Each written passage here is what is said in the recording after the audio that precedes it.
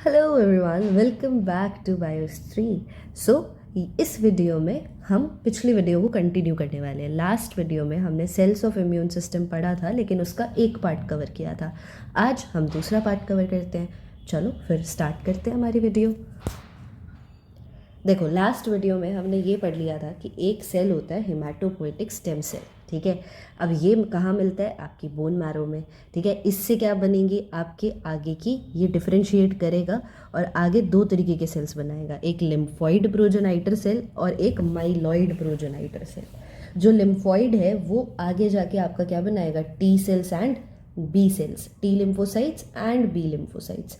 Myeloid क्या बनाएगा? RBC, WBC and platelets. तो हमने लास्ट वीडियो में लिम्फॉइड प्रोजेनाइटर सेल और ये सारे सेल्स कवर कर लिए थे। अब आज हम जो कवर करेंगे वो हम ये वाला पार्ट कवर करेंगे, माइलॉइड प्रोजेनाइटर सेल्स। ठीक है, देखो अब जो हमारा माइलॉइड प्रोजेनाइटर है, प्रोजेनाइटर मतलब आगे जाके ये कुछ बनाएगा। ठीक है, तो सेल्स अब इससे जो बनेंगे सेल्स, एक second, cells arising from myeloid progenitor वो कौन से होते हैं? आरबीसीज और काफ़ी तरीके के वाइट ब्लड सेल्स। देखो ये जो कैटेगरी है जो आपको राइट साइड में नज़र आ रही है, इनको हम बोलते हैं ग्रेन्यूलोसाइट्स। क्यों भाई ग्रेन्यूलोसाइट्स क्यों बोलते हैं? क्योंकि देखो इनके साइटोप्लाज्म में आपको ग्रेन्यूल्स नज़र आ रहे होंगे, है ना। ठीक है, तो यहाँ पर ग्रेन्यूलोसाइट्स कितने तरीके के होते हैं? ये देखो 3 तरीके के होते हैं। एक हमारे पास आ जाता है न्यूट्रोफिल। ठीक है, ये है हमारे पास इधर इओसिनोफिल और यहाँ पर हमारे पास है बेसोफिल। अब आप कहोगे मैम डिफ्रेंशिएट कैसे करोगे? ठीक है, तो वो भी मैं अभी आपको बताऊंगी। तो पहले इतना याद रखो, ग्रेन्यूलोसाइट्स मतलब ऐसे सेल जिनके साइटोप्लाज्म में ग्रेन्यूल्स प्रेजेंट है। ठीक है, और ये 3 तरीके के हैं, न्यूट्रोफिल, इओसिनोफिल एंड बेसोफिल। ये हमारा एक मास्ट सेल है, इसके बारे में भी अभी पढ़ेंगे। ठीक है, और 2 और तरीके के सेल, एक होता है मोनोसाइट और एक होते हैं मैक्रोफेज। ठीक है, तो ये वो वेरियस टाइप्स हैं जो आपका माइलॉइड प्रोजेनाइटर बनाएगा। समझ गए आप इतनी सी बात? तो माइलॉइड प्रोजेनाइटर वो है जो कि सेल बनाएगा। कैसे सेल? आरबीसीज एंड अलग अलग तरीके के WBCs। तो पहले हम पढ़ेंगे ग्रेन्यूलोसाइट्स। ठीक है, ये 3 ग्रेन्यूलोसाइट्स ये क्या चीज़ है? ध्यान से देखो, देखो साइट का मतलब होता है सेल। ठीक है, ग्रेन्यूलो मतलब ग्रेन्यूल्स प्रेजेंट है। तो इसमें क्या होता है? इरेग्युलर शेप के न्यूक्लियस प्रेजेंट होते हैं इन सेल्स के अंदर, और सिर्फ एक लोब नहीं मिलेगा, हो सकता है वो 2 लोब्स हो। ठीक है, हो सकता है वो इस तरीके से आपको 3 लोब्स नज़र आ जाए। ठीक है, तो 2 से 5 लोब्स आपको इस न्यूक्लियाई में मिल सकते हैं। साइटोप्लाज्म में ग्रेन्यूल्स होते हैं। अब ये ग्रेन्यूल्स क्या हैं? ये ऐसे सब्सटेंस कंटेन करते हैं जो कि किसी भी माइक्रो ऑर्गेनिज्म को किल करने की कैपेबिलिटी रखते हैं। अब क्योंकि देखो एक और चीज़ यहाँ पे 2 to 5 लोब्स लिखा है, तो इसको हम एक नाम से जान लेते हैं, पॉलीमॉर्फो न्यूक्लियर ल्यूकोसाइट्स। ये याद रखना। ठीक है, पॉली मतलब लोब्स आपके यहाँ पे ज़्यादा हैं, मॉर्फो न्यूक्लियर ल्यूकोसाइट्स। ठीक है, अब 3 तरीके के ग्रेन्यूलोसाइट्स होते हैं। अभी मैंने ऊपर आपको बताया था कौन कौन से। सबसे पहला हमारे पास क्या है? न्यूट्रोफिल। दूसरा हमारे पास क्या है? इओसिनोफिल। और लास्ट हमारे पास क्या है? बेसोफिल। अब एक एक करके इसको देख लेते हैं। ठीक है, चलो अब इधर देखो न्यूट्रोफिल। क्या आपको यहाँ पर 3 लोब नज़र आ रहे हैं? है ना। तो ये ज़्यादातर न्यूट्रोफिल जो आपको मिलेगा, इसकी न्यूक्लियाई जो होगी वो 3 लोब्ड होगी। ठीक है, इरेग्युलर शेप न्यूक्लियाई है, तो इसको हम क्या बोल सकते हैं? पॉलीमॉर्फो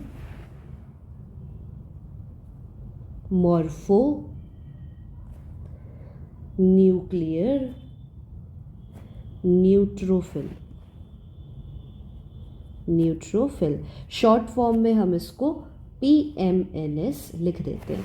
ये बात याद रखना। ठीक है, अब जो न्यूट्रोफिल है इसका मल्टी लोब न्यूक्लियस है, मतलब एक से ज़्यादा लोब्ड न्यूक्लियस है। और साइटोप्लाज्म कैसा है? ग्रेन्यूलेटेड, है ना। साइटोप्लाज्म कैसा है? ग्रेन्यूलेटेड। और ये ग्रेन्यूल जो है ना, ये आपके स्टेन हो सकते हैं। किससे स्टेन हो सकते हैं? दोनों तरीके की डाई से, चाहे एसिडिक डाई हो चाहे बेसिक डाई हो, ठीक है। अब न्यूट्रोफिल कितना जितने भी WBCs हमारे ब्लड में घूम रहे हैं, ठीक है, वो अब आपका कितना परसेंट कॉन्स्टिट्यूट करते हैं, 50 to 70% of your circulating WBCs, ठीक है। इतने न्यूट्रोफिल्स होते हैं। बनते कहाँ है? बोन मैरो में बनते हैं। किस प्रोसेस से बनते हैं? हेमाटोपोइसिस। अंडरस्टूड? अब आप कहोगे काम क्या करते हैं मैम ये? तो जब भी कोई माइक्रो ऑर्गेनिज्म जैसे कि बैक्टीरिया, जैसे कि वायरस आपकी बॉडी में आ गया, तो जो न्यूट्रोफिल होते हैं ना, ये फर्स्ट इम्यून सेल्स होते हैं, first immune cells to respond, ठीक है, ये बात याद रखना। तो ये कहाँ जाएंगे? They will travel to the site जहाँ पर इन्फेक्शन हुआ है, ठीक है, उस जगह पहुँच जाएंगे, ठीक है। और फिर यहाँ पर ये डिस्ट्रॉय करेंगे माइक्रो ऑर्गेनिजम्स को। कैसे डिस्ट्रॉय करेंगे? उनको खा जाएंगे, इंजेस्ट कर लेंगे। इसी चीज़ को हम क्या बोलते हैं? फेगोसाइटोसिस, ठीक है। तो न्यूट्रोफिल आपका ये फेगोसाइटोसिस शो करते हैं, ठीक है। और ये कुछ एंजाइम्स भी रिलीज़ करते हैं जिसकी वजह से वो माइक्रो ऑर्गेनिजम्स किल हो जाते हैं, ठीक है। तो एक तरीके से ये आपका ये सारा काम करते हैं, प्लस ये बाकी सेल्स को भी आपका उनका रिस्पॉन्स जो है वो बूस्ट करते हैं, ठीक है। तो ये बात याद रखना न्यूट्रोफिल्स के बारे में। अब नेक्स्ट है आपका इओसिनोफिल। देखो इओसिनोफिल जो होता है ये होता है आपका बाइलोड, ठीक है। कितने लोब्स नजर आएंगे? बाइलोड। अब ये सिर्फ एक ही डाई से स्टेन हो सकता है, एसिडिक डाई, एसिडिक डाई जिसका नाम है इओसिन फॉर एग्जाम्पल, है ना। अब ये कितना परसेंटेज कॉन्स्टिट्यूट करता है? 2 to 5% ऑफ योर WBCs। ये भी फेगोसाइटिक सेल्स होते हैं, फेगोसाइटिक सेल्स, ठीक है। कहाँ पर जाएंगे? ब्लड से जिस भी टिश्यू स्पेस में जहाँ पर भी आपका वही इन्फेक्शन की साइट है, ठीक है। मेन काम ये क्या करते हैं कि भाई ये प्रोटेक्ट करते हैं, ये डिफेंस मैकेनिज्म शो करते हैं आपके प्रोटोजोन के अगेंस्ट। प्रोटोजोन्स जो होते हैं उनके अगेंस्ट ये डिफेंस मैकेनिज्म शो करते हैं, ठीक है। पैरासाइट्स हो गए, हेलमिंथ्स हो गए, कैसे? ये रिलीज करेंगे कुछ ऐसे peptides, they will release some kind of peptides, ठीक है। और क्या रिलीज करेंगे? ये कुछ आपके अदर ऑक्सीजन इंटरमीडिएट्स, ठीक है। उससे होगा क्या कि ये ना फिर आपका टिश्यू डैमेज या फिर उसको डिसफंक्शन करवा देते हैं उस जगह को, ठीक है। तो ये इनका काम होता है, ठीक है। अच्छा, अब नेक्स्ट हमारा क्या है? आपका बेसोफिल। देखो जो बेसोफिल है ना, इनका भी लोब न्यूक्लियस होता है, 2 से 3 लोब न्यूक्लियस मान के हम चलते हैं, ठीक है। ये बेसिक डाई के साथ स्टेन करते हैं, ऐसे याद रख लेना, B for basophil, B for basic dye. Example methylene blue. ये सबसे कम परसेंट कॉन्स्टिट्यूट करते हैं, 1% ऑफ योर टोटल WBCs। तीसरी बहुत ज़रूरी बात, ये भाई नॉन फेगोसाइटिक होते हैं। तो अगर ऐसा आ जाए कि भाई ग्रेन्यूलोसाइट बताओ जो नॉन फेगोसाइटिक है, तो आपको ये बताना है, ठीक है। ये कुछ ऐसे सब्सटेंस रिलीज़ करते हैं जो कि एक तरीके का एलर्जिक रिस्पॉन्स जनरेट करते हैं, ठीक है। और वो सब्सटेंसेस क्या हैं? जैसे कि हिस्टामिन, ठीक है, जैसे कि सेरोटोनिन, ये सब, ठीक है।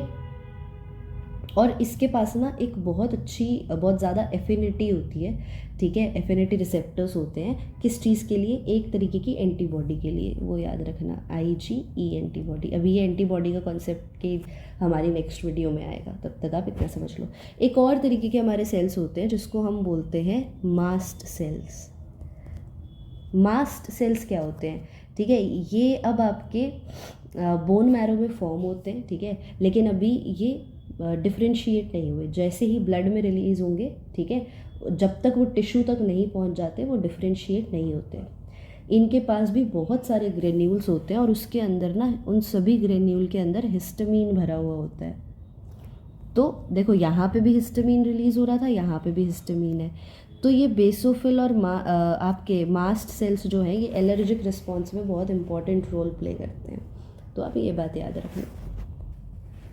अब हमारे देखो बचे 2 सेल, मोनोसाइट एंड मैक्रोफाज, ठीक है। मोनोसाइट क्या होता है? मोनोसाइट भाई आपके मोनोन्यूक्लियर, एक ही न्यूक्लियस मिलेगा। अभी तक तो आपको 2-3 न्यूक्लियस में लोब न्यूक्लियस मिल रहे थे, ठीक है। यहाँ पे ये मोनोन्यूक्लियर है, फेगोसाइटिक है, ठीक है, जैसे कि आपका न्यूट्रोफिल था, इओसिनोफिल था, ठीक है। और ये ना कुछ ही टाइम के लिए ब्लड स्ट्रीम में आपका सर्कुलेट करते हैं, ठीक है। फिर ये आपका माइग्रेट कर जाएंगे टिश्यू पे, ठीक है। टिश्यूज़ में जब ये गए तो ये बन जाते हैं आपके मैक्रोफेज, ये डिफरेंशिएट कर जाते हैं मैक्रोफेजेस में या फिर डेंड्राइटिक सेल में। आपको याद हो हमने इससे प्रीवियस वीडियो में डेंड्राइटिक सेल्स के बारे में पढ़ा था, ठीक है। नहीं याद तो आप एक बार वो वीडियो देख लेना।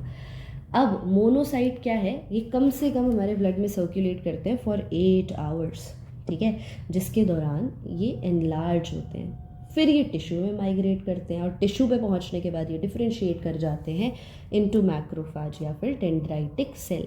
और इनका नेचर कैसा होता है, फेगोसाइटिक। तो ये भी फेगोसाइटोसिस परफॉर्म करते हैं जैसे कि न्यूट्रोफिल कर रहा था, ठीक है। अब आपके मैक्रोफेज भी फेगोसाइट्स हैं, ठीक है। और कहाँ से आए, मोनोसाइट से, ठीक है। अब देखो जैसे ही कोई इन्फेक्शन हुआ तो उसके रिस्पॉन्स में मोनोसाइट आपका उस टिश्यू उस जगह पर पहुंच गया और मैक्रोफेज में बदल गया। तो मोनोसाइट तो आपका एक छोटा सा स्पेरिकल सेल है, ठीक है। अब इसके पास ग्रेन्यूल्स भी हैं। अब जब मोनोसाइट माइग्रेशन कर लेता है ब्लड से टिश्यू तक तो वो डिफरेंशिएट होगा और आपका वेरियस रोल्स प्ले करने लग जाएगा, ठीक है। आपके फेगोसाइटोसिस परफॉर्म करने लग जाएगा। तो देखो लिवर में इस ऐसे सेल को, अब लोकेशन वाइज ये अलग अलग नाम हो जाता है। लिवर में हम ऐसे सेल को बोलते हैं कफर सेल, ठीक है।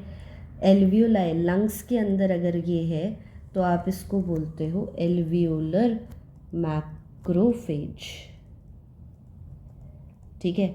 अगर ये आपका स्प्लीन में है, ठीक है, तो आप उसको बोल देते हो स्प्लीनिक मैक्रोफेज,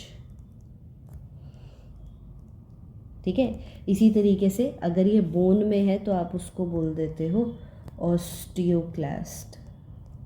अगर ये आपका नर्वस टिश्यू में है तो आप बोल दोगे माइक्रोग्लियल सेल्स, ठीक है। तो इनकी सबसे ज़रूरी प्रॉपर्टी फेगोसाइटोसिस ही होती है, बाकी जो है वो आप हायर क्लासेस में पढ़ोगे, ठीक है। और मोनोसाइट आपका किस रिस्पॉन्स का हिस्सा होते हैं, इनेट इम्यून रिस्पॉन्स, ये याद रखना, ठीक है। ऐसा रिस्पॉन्स जो आपके पास फ्रॉम बर्थ प्रेजेंट है।